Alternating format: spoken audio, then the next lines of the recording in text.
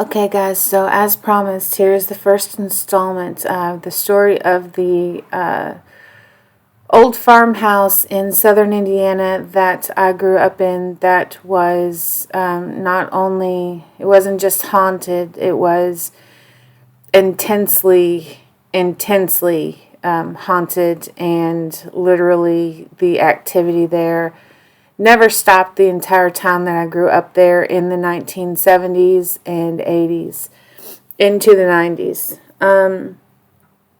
So we moved out there in 1978, and I was 3 years old. So when we moved out there, this house was already 150 years old.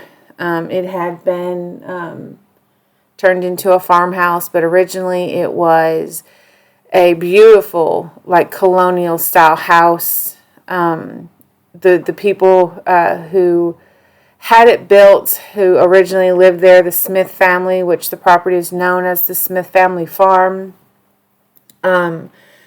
were helped establish a town in southern Indiana called Utica.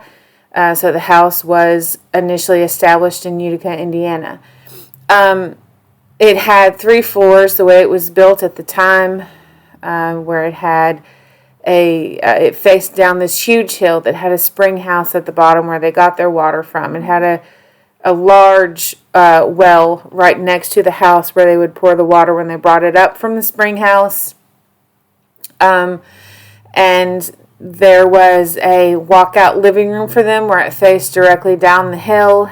And the second floor, there was a balcony, and then there was a third floor, which it's going to be hard to tell all these things from the pictures that I'm showing you. But I am going to take you guys out there. I wanted to take you all out there over the summer, but it was just way too grown up, and we couldn't get back there to it. So I am going to take y'all out there, so you're going to be able to see the rooms that I'm talking about, where the where beds levitated in there. People were seen walking through the house. People were pushed. Things got into people's clothes. People were possessed by things. And when I say these things, I'm not talking about history before we moved out there, though I would love to know, and I'm going to figure out some of that. But these things that I'm talking about are directly things that happened with my family.